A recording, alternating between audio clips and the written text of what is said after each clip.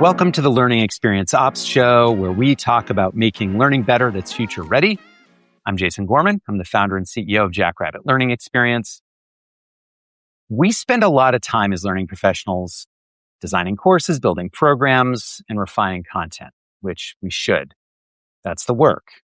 But I keep running into a question out in the world and in my own head that I can't quite shake, which is, as we are doing the work of building courses, are people waiting for us to actually finish the work that we're doing? Because I think increasingly they may not be.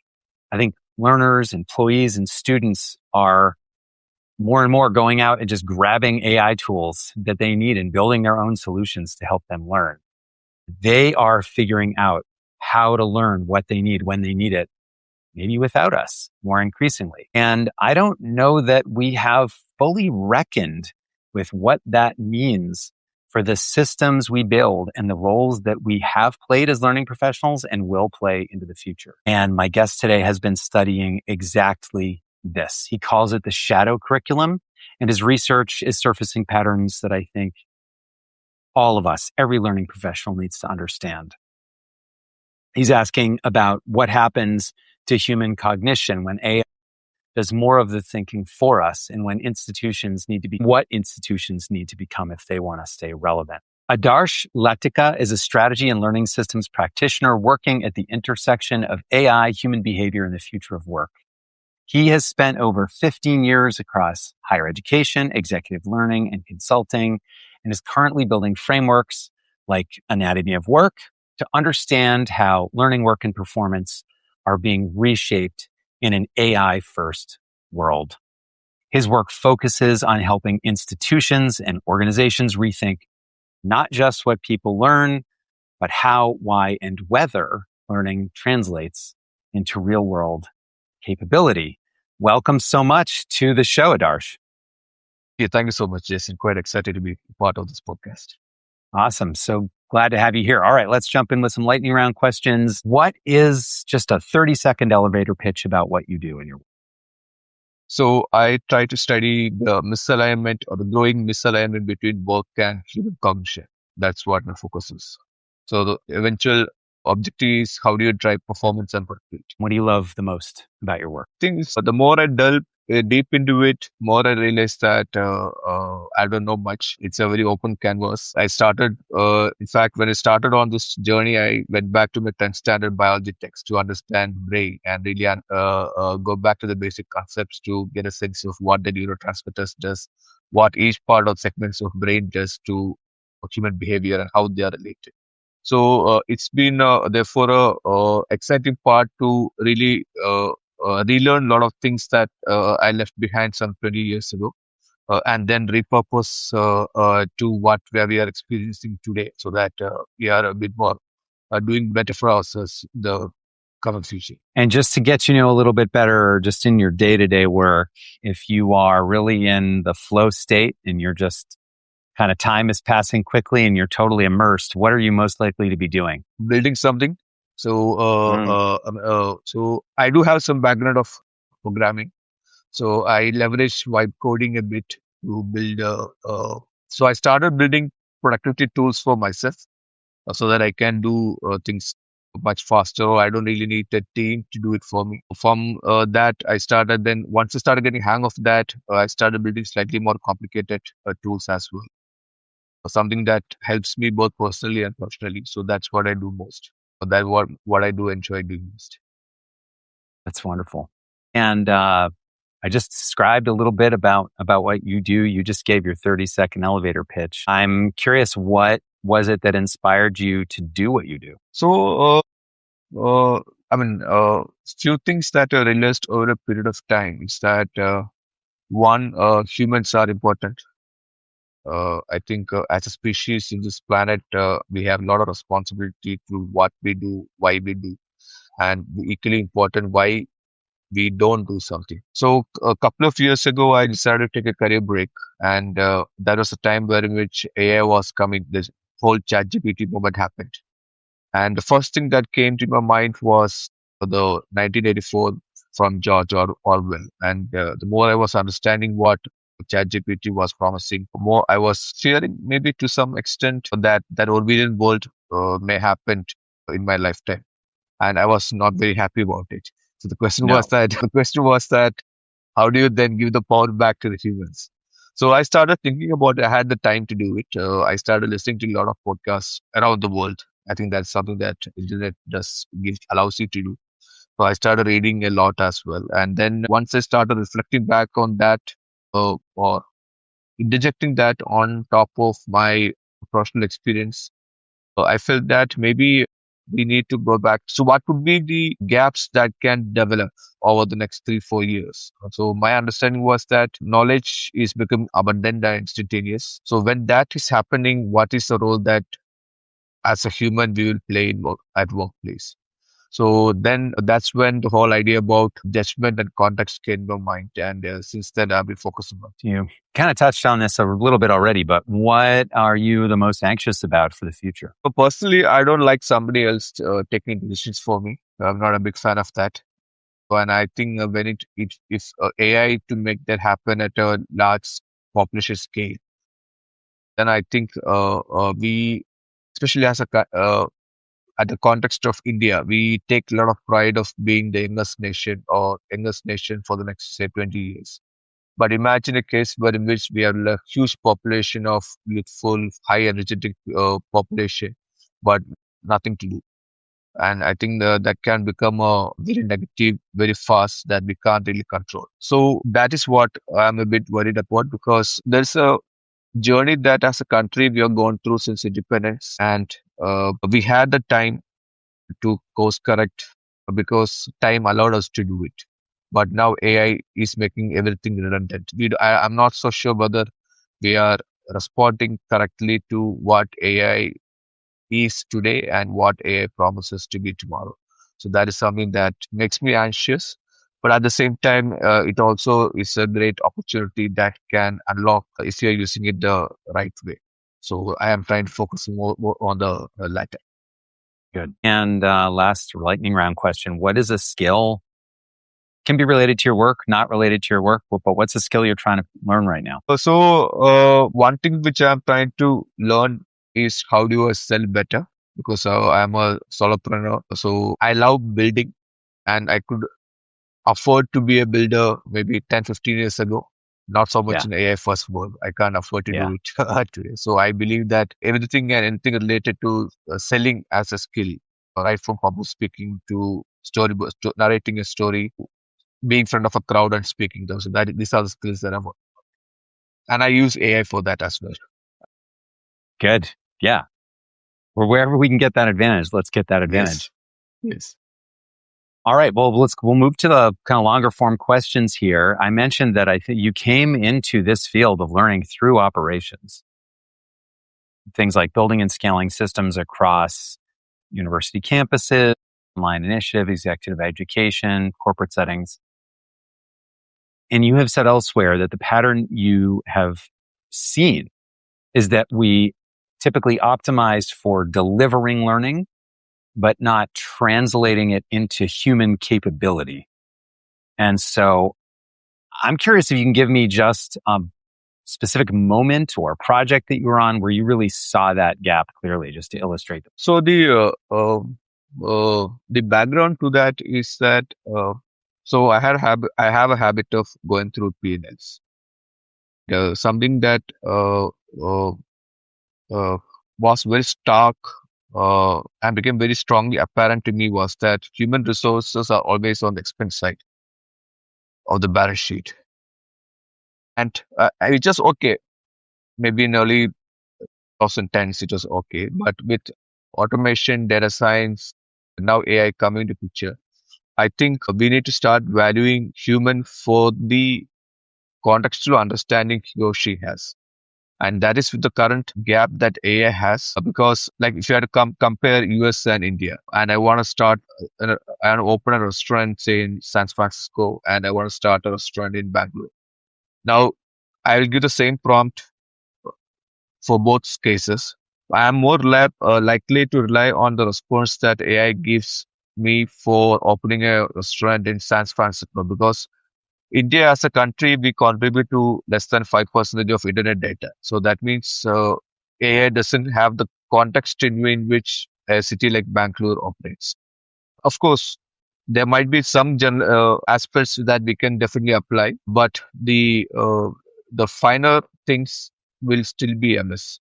So that can only be brought in by a human. So therefore, human is valuable. So where I realized this was when data science started becoming very popular. We started a data science school way back in 2014-15. Now, so I think at that time we were probably the second most prominent education player provider in the country to launch a data science course. And what I felt was that I asked a basic question. Why is a learner who has done a bachelor or master's going to again come to my campus to do sit through a 9-month course, a diploma course?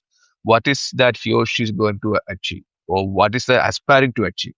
We might think that it is the skill of data science, but the fact is that he or she wants a job. So what I Hmm. did at that point of time is that even when we are launching the pilot batch, I created an ecosystem. So we partnered with IBM Big Data at that point of time. We partnered with a couple of data science companies so that they can not only bring in their own faculty for doing guest lectures, but also uh, give them internship and then final placement jobs as well. So because I was able to create that ecosystem, that program became successful. And this is a time when I was monitoring it was one of the largest, most successful program within the company. I think in a 3-year period, it graduated close to 670 people. So that really worked for me. So what I'm trying to say is that I put the learner as the focus and I put all the business metrics around it. Because I was able to do that, we were able to create a business which was sustainable. Sustainable because learners wanted it. We were not trying to push a product. It was actually pulling learners to our product. So Hmm. if you have to now put in the context of what AI is doing, as I said earlier, I'm trying to learn public speaking, improve my public speaking skills. How am I doing it? I record one. I raise my hand for every opportunity that I can get. Second, when I do land up that opportunity, I record the conversation. Then I have a custom GPT created. I feed that recording to the custom GPT. Then there is a rubric that I created based on my secondary research that I've done on how a proper public speaking should be done. Intonation, the vocabulary, the fillers that you use, around 8 9 parameters are there. So I created a feedback structure wherein which I get a report saying, okay, you are done good in these 3 things, and you could probably you're okay in under 2 things, and these are definitely 2 things that you need to improve upon. So that becomes very important because, as I said earlier, the PN employees are learning and everything is still an expense item for an organization. We are seeing a world where in which more and more people are getting laid off. So Hmm. employees today are not seeing that commitment from the organization for their career path. So the question comes back from an employee perspective is that if the employer is not promising me a 5 years or 10 years with them, why should I then commit another 5 years? So my company may want to learn, say, for example, Python. But I as a individual may feel, okay, I don't want to learn Python because now coding is as easy as just speaking to a system and generating code. Then why should I bother about it? Let me learn storytelling. So the company may be investing a lot on getting the person to learn coding, but I may using ChatGPT or Gemini or some other coding assistant to improve my public speaking or storyboarding skills.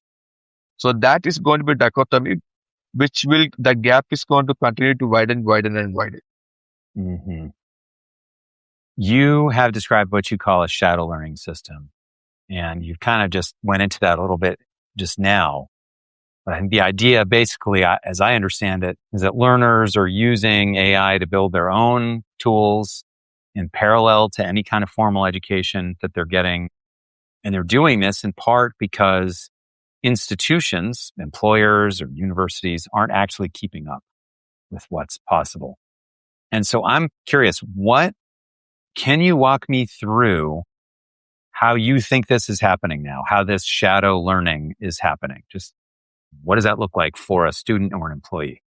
So the scenarios are different for both parties. For the student, institution is still important because you still need a degree to get a job. Well, Hmm. at least from where I come from, that's a basic qualification that it does not matter what degree it is, but you need to have a graduate degree to get your first job. Therefore, Hmm. institution is still important.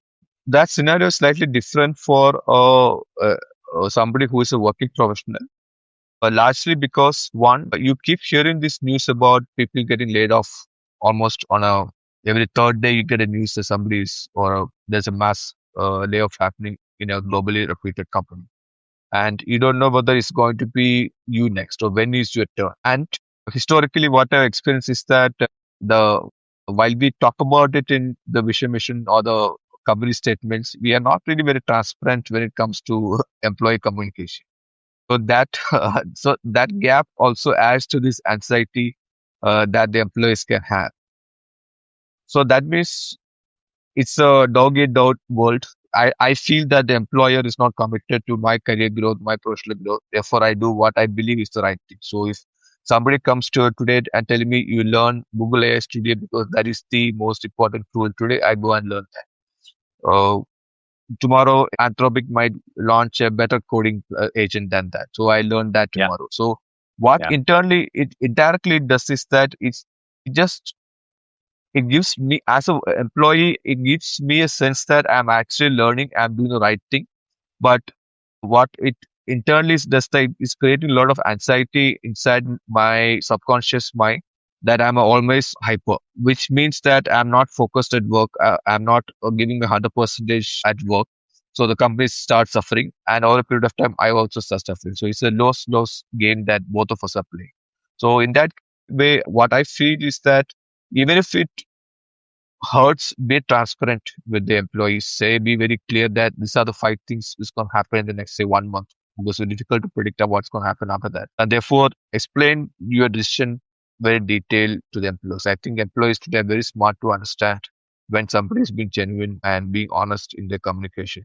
And I'm sure that people will rally behind that. And even if they end up being laid off, they will have a very better understanding of why that happened and why they don't really fit into that plan. I think that becomes very important. It seems like there's this kind of necessary degree of trust here between the employee and the institution. And it seems like with this shadow learning system, if an employee or a student is using tools to do their own learning, why do they need the institution for that? Yeah, why would they depend on the institution at all?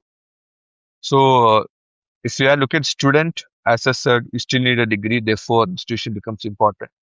But looking ahead, I think institution can actually transform into a place where in which students build their cognitive and behavioral skills, which I believe are two important segments of skills which are going to keep them employable in the next 5, 10, 15 years. So that transition needs to happen. But from an employee perspective, that's a very pertinent question, and it's not very easy one to answer.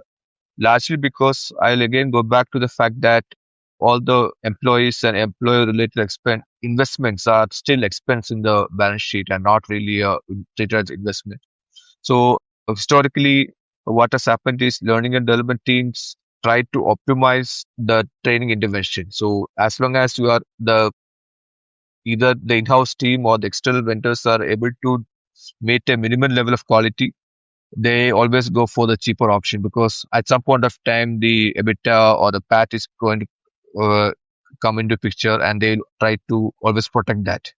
So when you start doing it, it becomes very difficult to make the transition to something because you are trying to meet a short-term objective but not really building a company for next 5, 10 years. Hmm. So that becomes very challenging for the L&D team. And that means that they need to work very closely with finance and the purchase for most parts to ensure that to convince them that why this investment at this rate is important. Because even when, for example, I've seen cases where in which you are trying to deliver a AI training to a set of people. So the CHRO may approve it, the L&D head may approve it, but then again it goes to the purchase and the finance. What they do is that they just look at the proposal as Excel items. They just do a comparison with what's available in the market, and they look at high level keywords. Say, this I can get you 10% cheaper, 20% cheaper, and then the question becomes what is cheaper to be delivered. And I don't think HR or L&D fights beyond a point, and then you always end up extending or giving a substandard training program to the employees, which means that employees are not happy. Again, the loop just continues. So we need a very confident and assertive L&D team to actually make this work. You've also written about this notion of cognitive debt, which is that AI is reducing engagement and pushing people away from thinking and more towards just verifying the output that the AI produces. And so if you're a person who is responsible for making courses, a learning designer, instructional designer, how do we address this? How do we address this pattern to help people engage more deeply, not just verify, to stay kind of in the moment with the things they're engaged with? So I'm not an ID person, so I don't know how the courses eventually get built, but I will explain my thought process here. If you are somebody who has been working in a specific field with significant experience, then it is okay that you get AI to do the work and you play the role of a verifier. Because that means that you are doing your work much more faster and much more efficient manner. You are, in a nutshell, you are playing the role of a team lead to say 15 team members or 15 AI agents, which is all right. But if the objective of the training department is also to create a funnel of leaders who are going to take up the mantle, say, next 2-3 years, and currently you are given a team of, say, junior resources or people with, say, less than 2 years of work experience, how do they build the domain understanding or enough of domain understanding that they are building their expertise, they are building that level of intuition so that they can then therefore review the output given by AI? That is the challenge.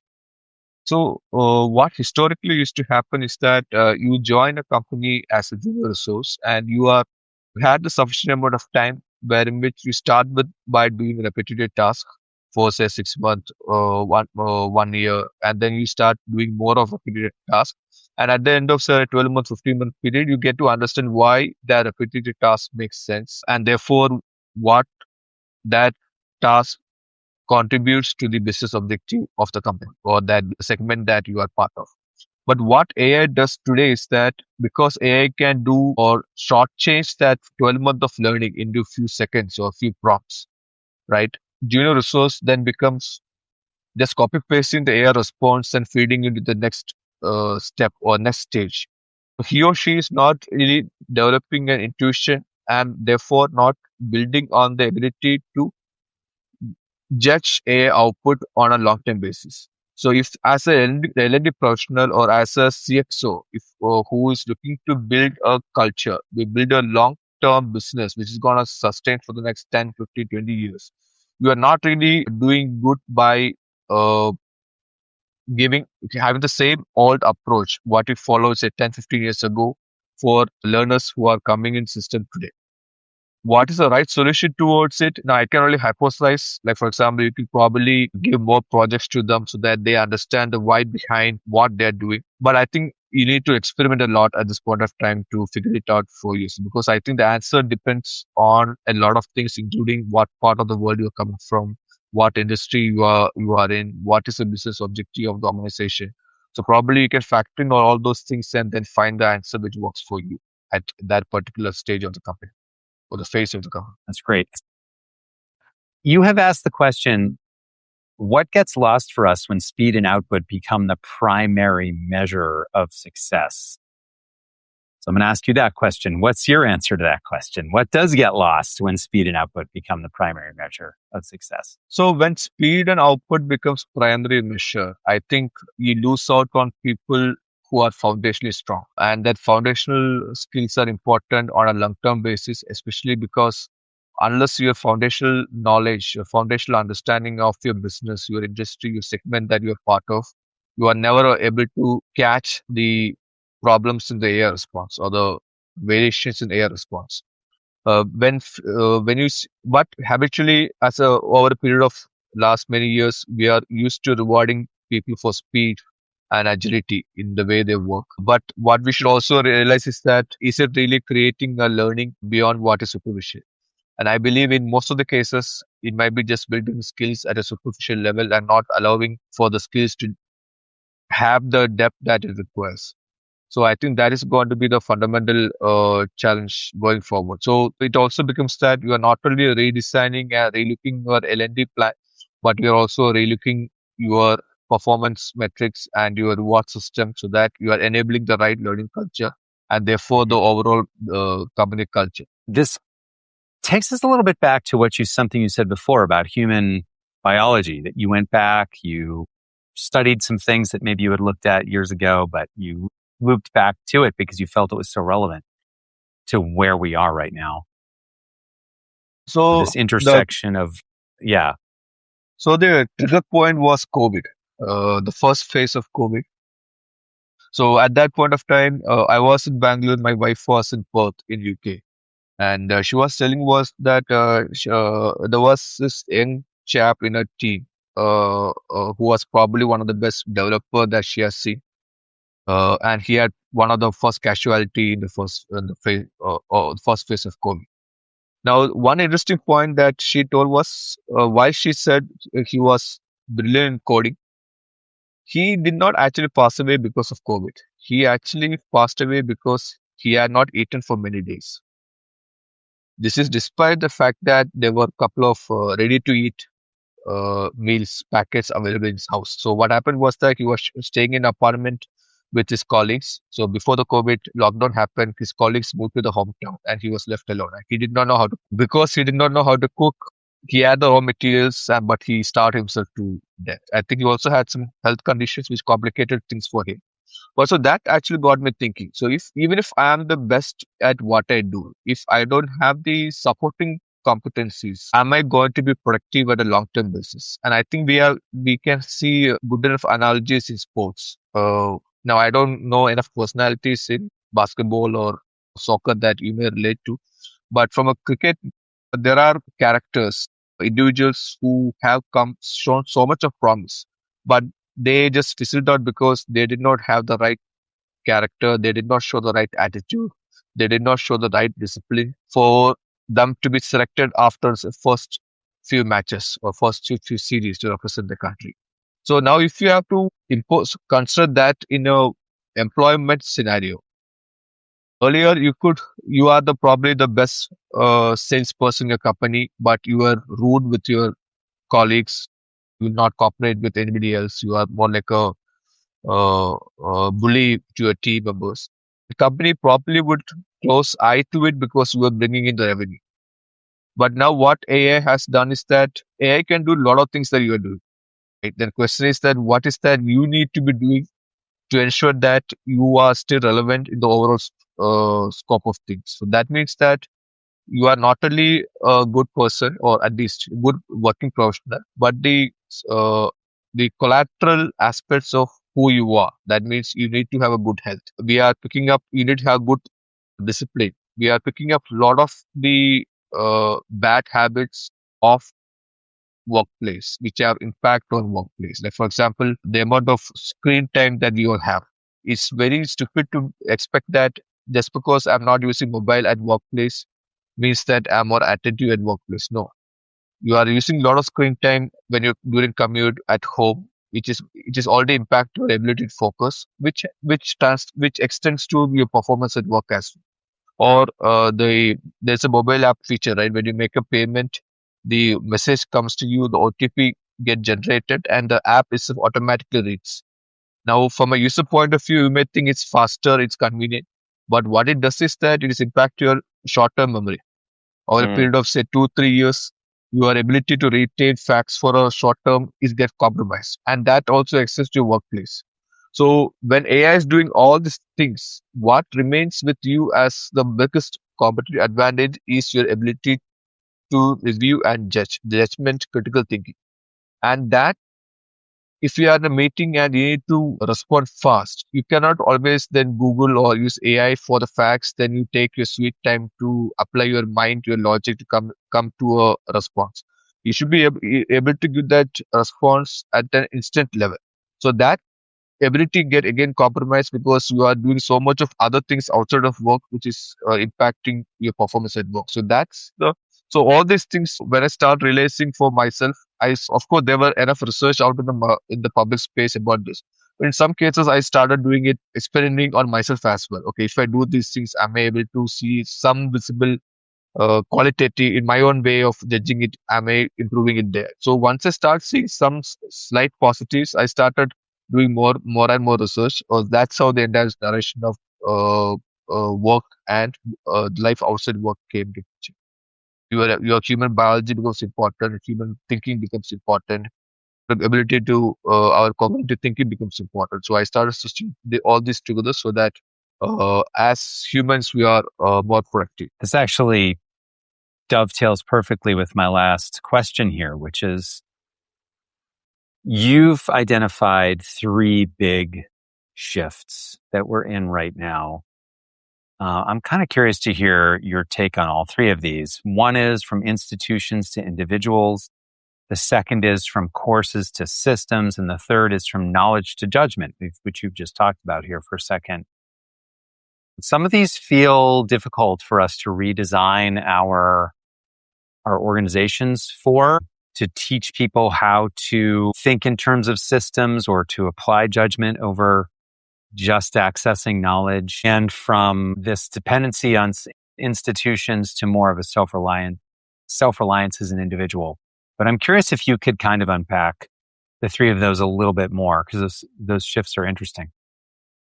Okay, I think before I start, I think it's important to understand or question the definition of organization or company to start with. The moment you're asked a question of define organization, it's most likely that at some point of that definition, you'll write that it's a huge company with employing hundreds of thousands of people, making $1 billion of revenue, working in, say, 10 different large markets of the world. But that reality is true only for few people. As organization, I might still be a $1 billion company, but employ only two people. Now the question of what is the role of learning and development or skill in that such a company versus a traditional company which is running for last 50, 60 years, is already $1 billion. But is it going to be there for the next 5 years, 10 years, 50 years? I don't know. So we need to ask those questions and contextualize the definition of organization for yourself and then look at these shifts. So when I'm looking at moving from institutions to individuals, the learning, with the amount of layoffs happening, and also the biggest impact I feel that AI is having on workforce is not the layoffs that is creating. I think that is a simpler evil that it is doing. I think the biggest impact is the fact that it is limiting the creation of new jobs.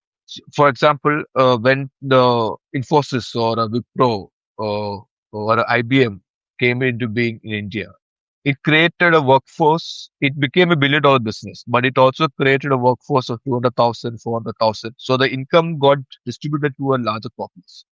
But now companies which are already clocking $5 million, $10 million, that wealth is getting concentrated in one or two individuals because that's just a one-man company or two-man company. They don't have a 100-member team or 200-member team, 1,000-member team. They don't have it.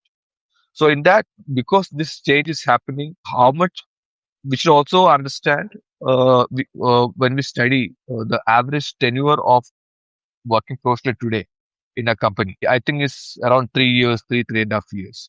So considering all these factors, companies also will start questioning if AI is going to do everything. If I already know that my employee today is not going to be there after 3 years, they might always question. And we are always treating learning and development initiatives as an expense and not as an investment. They used to do that. Then companies will start thinking, how much am I going to spend on these learning interventions? At the same time, from an employee, they will also start thinking, if I know that irrespective of whether I do 70 hours a week or 100 hours a week, I sacrifice my personal life for my company. But the company may actually let go of me just over an email or maybe even a tweet at some point of time. So how much of that commitment is there? So I need to take care of myself. Therefore, I learn what I believe is good for me in my understanding today. So I do what I want. I think that is a shift which is happening. So that shift cannot be managed unless you are very transparent of in your communication, because I think I do believe employees are smart. They are very vocal. They may not always show it out, but they are smart. They read things even before things are made public. So I think if you create that culture of trust and transparency, perhaps you'll be able to manage that shift. But the shift is already happening. The second part is that if a learner requirement comes, the challenge for the learning and development team is or the initial act is to list a possible set of vendors who can deliver that business objective and what are the courses that they'll do. So it is always a transaction. It's always a project. There's a start and the end. But what we need is to move away from that mindset to create a system which is self-servicing. So you are moving away from the role of just curating a set of courses to your work, to your team, to creating a system where there are tools, there are workflows, there are communities through which you can work. And also you are creating accountability for yourself. In the old way, you are supposed to learn, say, Python or Excel. So how are you measured on the efficacy of that training program? How many people did complete that course? Or how many people cleared the assessment with say 80% score, which not doesn't really work in real life because everybody wants to know what's the impact on my top line or my bottom line.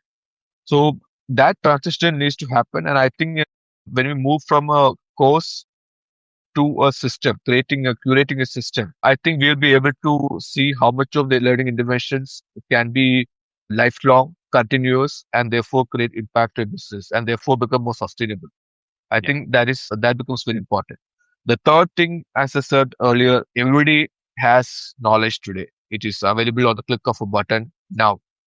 So then what is your role? Your role is to therefore critique that response. Your role is to judge whether the response is relevant to you. And how do you build that ability is where in which you have actually done that in the old way for say 5, 10 years. Now somebody who's entering the workforce, how do they do it? They never got an opportunity to do that. So there probably if you'll have to spend weekends to do that extra projects, to do that volunteer work so that you can build those domain expertise and therefore build that intuition which will lead to judgment. So that's the shifts that I was talking. These shifts are profound. They're going to be difficult for us to navigate, I think.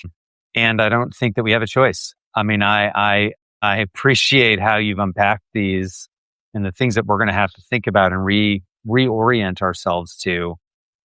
And what is so striking to me is that these things will happen to us, right? I don't know what the phrase, like the horse is already out of the stable. Like there is no way to stop this from happening. It is happening. It will happen. And I think the more that we can understand where we are right now and what the future has in store for us, the better, the more time we can give ourselves to prepare for the future. So I appreciate your framework here. I appreciate how you've broken all of this down, Adarsh. And it has been such a pleasure to have you on the show. I really appreciate you coming on. Thank you so much, Jason. I really enjoyed taking you through the thought process as well. Thank you. That's a wrap on this episode. If you found this useful, please subscribe and share it with a fellow learning professional. It's the best way to help others find a show. And if you want to keep the conversation going, we have 2 ways to do it. We have a monthly online AI forum for learning professionals. We also have a Slack community by the same name, totally dedicated to learning professionals. These are great places to meet more people who do the kinds of things that we do and make sense of the world that we're in and what's coming together. You can find the links in the show notes, or you can reach out directly to us at podcast@jackrabbitlx.com. See you next time.